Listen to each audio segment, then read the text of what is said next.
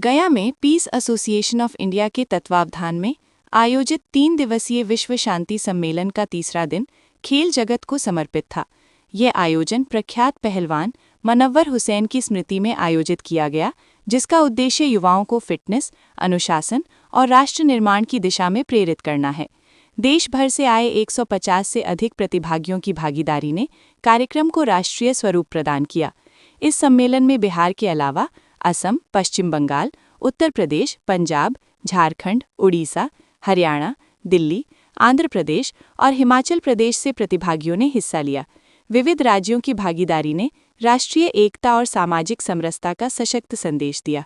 कार्यक्रम का उद्घाटन प्रसिद्ध शिक्षक खान सर, सीआरपीएफ मुजफ्फरपुर के commandant Shahryar Khan Suri, ADM Paritosh Kumar, Hari Prapanna, Pramod Bhadani, Peace Association of India के संरक्षक अशोक सिंह, सचिव इकबाल हुसैन सहित कई विशिष्ट अतिथियों ने दीप प्रज्वलित कर तथा तिरंगा बैलून उड़ाकर किया। अपने प्रेरणादायी संबोधन में खान सर ने युवाओं को जीवन में आत्मनिर्भर बनने और मेहनत को सफलता की कुंजी बताया। उन्होंने कहा, जिस दिन आप आर्थिक रूप से कमजोर होंगे, समाज में आपका सम्मान कम हो जाएगा। इसलिए शिक्षा और परिश्रम के माध्यम से स्वयं को सशक्त बनाएं। उन्होंने गया की गौरवशाली धरती का उल्लेख करते हुए कहा कि ये वही भूमि है जहां दशरथ मांझी ने जन्म लिया और अपने संकल्प से पहाड़ का सीना चीर दिया। खान सर ने युवाओं को संबोधित करते हुए कहा कि उनका जीवन अनुशासन, एकता और संघर्ष का उदाहरण बने। उन्होंने कहा, कम फीस में गुणवत्तापूर्ण शिक्षा देने का उद्देश्य समाज के हर वर्ग तक ज्ञान पहुंचाना है। जब युवा मेहनत और ईमानदारी से आगे बढ़ते हैं तो वे न केवल अपना बल्कि देश का भविष्य भी संवारते हैं। उन्होंने आगे कहा कि युवाओं को नशे, भटकाव और नकारात्मक प्रवृत्तियों से दूर रहना चाहिए। यदि युवा भटक गए तो समाज का पतन तय है। इसलिए अपने अधिकारों को पाने के लिए कड़ी मेहनत करें और सकारात्मक मार्ग अपनाएं, उन्होंने जोर देते हुए कहा। सम्मेलन में हजारों की संख्या में उपस्थित युवाओं ने अतिथियों के विचारों को ध्यानपूर्वक सुना और उन्हें जीवन में अपनाने का संकल्प लिया। आयोजन के दौरान खेल, फिटनेस और सामाजिक एकता से जुड़े विभिन्न कार्यक्रम भी आयोजित किए जा रहे हैं, जो युवाओं में नई ऊर्जा और उत्साह का संचार कर रहे हैं। ये 3 दिवसीय विश्व शांति सम्मेलन न केवल खेल और स्वास्थ्य के प्रति जागरूकता बढ़ाने का प्रयास है, बल्कि सामाजिक सौहार्द, राष्ट्रीय एकता और विश्व शांति का संदेश देने का भी एक सार्थक मंच बनकर उभरा है। में लगे सारे अधिकारी गण, पुलिस प्रशासन सबका धन्यवाद देते हैं, क्योंकि रास्ते में चूंकि गया जी बड़ा घनी आबादी वाला जगह है, वहां से आने में बड़ा मुशक्कत करना पड़ा हम लोग को भी। तो जितने लोग प्रशासन में जुड़े सबका धन्यवाद करते हैं। और आज हमें लगता है कि ये 3 दिवसीय प्रोग्राम का आज बॉडी बिल्डिंग वाला कंपटीशन है। तो जो भी लोग इसमें जुड़े रहते हैं उन सब से एक रिक्वेस्ट हम जरूर कहेंगे कि आप सबके ऊपर, खास करके जो इस रेसलिंग और बॉडी बिल्डिंग से जुड़े हैं, कुश्ती हो गया या फिर बॉडी बिल्डिंग, आपकी एक नैतिक जिम्मेदारी ये बनेगी कि कभी भी आपको देखकर किसी व्यक्ति के अंदर कॉन्फिडेंस की फील हो, अपने आप में एक सुरक्षा की फील हो कि हमें कुछ होगा तो ये इंसान हमें बचा लेगा। आपको देखकर ये फीलिंग नहीं आना चाहिए कि यार इन्हीं से डर लग रहा है हमें। आप और यकीन मानिए, जिस दिन ये होगा उस दिन सच में रेसलिंग और जो बॉडी बिल्डिंग को रेस्पेक्ट मिलना चाहिए, भारत के अंदर वो रेस्पेक्ट मिलना चालू हो जाएगा। ये बहुत ज्यादा जरूरी है। आप बड़ा दुख होता है जब एक बहुत मेहनत से हेल्थ के लिए जागरूक करने के लिए लोग करते हैं और उन रेसलर्स को, उस बॉडी बिल्डर्स को प्रॉपर रेस्पेक्ट जितना मिलना चाहिए, हमें लगता है कि उतना रेस्पेक्ट नहीं मिलता है। इसके लिए समाज को आगे सोचना चाहिए कि हर कला का सम्मान होना चाहिए। कला बहुत जरूरी है, वरना जीवन एकदम सादा हो जाएगा। किसी भी बागीचे में यदि एक तरह का फूल लगा दीजिएगा तो उसकी खूबसूरती नहीं बढ़ेगी, लगेगा सरसों का खेत है होगा। भले लोगों को मजाक लग रहा है, लेकिन ये किसानों के लिए भी हम करके दिखाएंगे। और मेरा उद्देश्य है कि किसान उसी हवाई चप्पल में जब शोरूम के शीशे का दरवाजा हटाकर और पूछे ये 4 व्हीलर कितने का आता है, अपने लिए ले जाएंगे। यहाँ पर ये सपना पूरा कर लेंगे। बाकी हमारा जीवन में दूसरा कोनो सपना नहीं है। आप लोगों से मिले हमें बड़ा खुशी होता है। लोग कहते हैं कि इतना कम फीस में काहे पढ़ाए। अरे भैया, ज्यादा फीस में पढ़ा के क्या कर लेते? 10 गो घर बना लेते ना 20 गो घर बना लेते। बंबई, दिल्ली, गुजरात, लखनऊ, कानपुर, हर जगह घर बना लेते। लेकिन उस धन को त्याग देने के बाद आज सारे हिंदुस्तानियों के दिल में मेरा एक घर है जो पैसे पे कोई नहीं बना सकता है। ये मोहब्बत, ये प्रेम है जिसके हम आप लोग के सदा आभारी रहेंगे।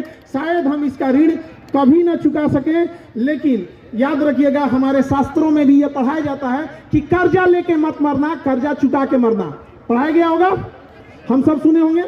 मंच पे उपस्थित सभी गणमान्य लोग को ये बात होगा कि हम लोग कर्जा लेके नहीं मरना है। लेकिन 3 टाइम किसान का उगाया अनाज खाकर आप कैसे उसका कर्जा भूल गए, उसका कर्जा बिना उतारे। उसका कर्जा क्या होगा जिसने 3 टाइम तक बंजर जमीन की छाती चीरकर उसने अनाज उगाया था।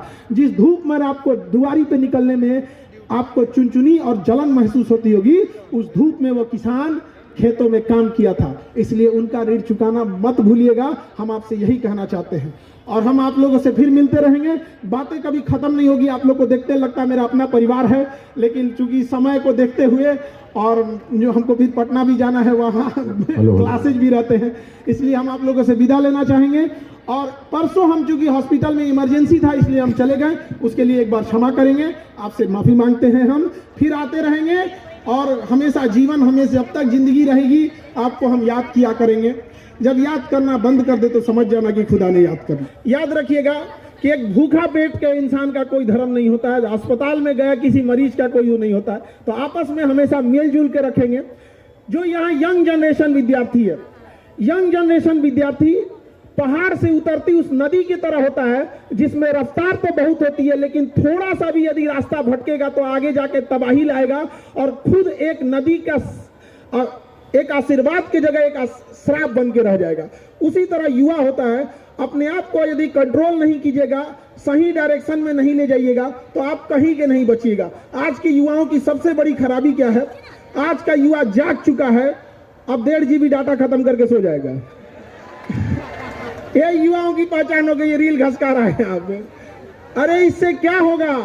हम गया जी के धरती के जितने युवा हैं उनसे कहते हैं, अरे मेहनत करके इतने काबिल बनो कि लोग आपको रील पर देखें। आप क्यों दूसरे को देखते हो? काबिल बनो, आपको लोग गूगल पर सर्च करें। मेहनत कीजिए। यहाँ पर मेहनत करने से कोई भी मंजिल आप प्राप्त कर सकते हैं। दुनिया में कोई भी चीज मिला है तो उसके लिए समय देना पड़ता है और आप सबको समय देना पड़ेगा।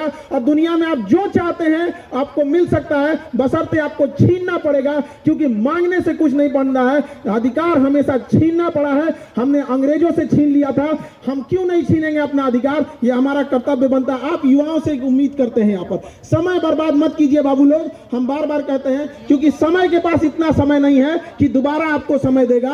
अगर आपने यह समय लगा दिया कि क्या करना है, याद रखिएगा, अगर आपने समय लगाया कि क्या करना है तो समय निर्धारित कर देगा कि आपका क्या करना है। आगे तब बढ़ता है जब हर फील्ड के लोग वहां पे जुड़े हो। तो वैसे ही यहाँ पे भी हम गया जी में आज देख रहे हैं, सौभाग्य हमारा जो आप लोग यहाँ आए और जो आज के युवा हैं जिनके हाथ में देश का कमांड कल को जाएगा। याद रखिएगा, युवा ही चीजों को बदल सकते हैं और युवाओं की विचारधारा कभी मरती नहीं है। भगत सिंह को भले फांसी पर चढ़ा दिया गया हो, लेकिन हमारे दिलों में आज भी वो जिंदा है, भगत सिंह। और भगत सिंह ने कभी भी देश से सर्वोपरि दूसरा किसी को नहीं समझा। इसलिए हमेशा याद रखिएगा, सर्वोपरि होना चाहिए तो देश होना चाहिए। कहा जाता है इतिहास बदलना मुश्किल है। अरे इतिहास से टफ होता है भूगोल बदलना। भूगोल नहीं बदलता है, इतिहास तो आते रहते हैं जाते रहते हैं, लेकिन भूगोल नहीं बदलता है। लेकिन 1971 में हमने भूगोल बदल दिया था। 1971 में एक नए देश का जन्म दिया, बांग्लादेश हुआ। पहले वो पूर्वी पाकिस्तान हुआ करता था। बांग्लादेश में बहुत अत्याचार हो रहा था। हालांकि हमारे किए गए एहसानों को बांग्लादेश भूल गया। वो एहसान फरामोश हो सकता है, हम नहीं हो सकते हैं। जब उस पर अत्याचार हो रहा था तो हमारी सेना गई थी। आज पीस एसोसिएशन के मंच पर हम 1971 की बात क्यों कह रहे हैं, समझिएगा। हम जब एक थे तो भूगोल बदल सकते थे। कैसे? आपको पता है, उतनी विशाल सेना का नेतृत्व करने वाले, चूंकि देश में हर धर्म के लोग रहते हैं, अधिकांश जो सेना में थे उस समय जो लड़ाई चल रही थी, तो आपको जानकर ताज्जुब होगा, सेना में अधिकांश संख्या में हिंदू थे, लेकिन उस सेना का नेतृत्व करने वाले मानेक साहब पारसी धर्म के रहने वाले थे। ये हमारा देश था। जब उधर से हमला किया जा रहा था एयरफोर्स से, तो विंग कमांडर इदरीस संभाल रहे थे एयरफोर्स के नीचे आर्मी हमारी लड़ेगी, एक जहाज को घुसने नहीं दिया जाएगा हिंदुस्तान में, एक जहाज को घुसने नहीं दिया गया।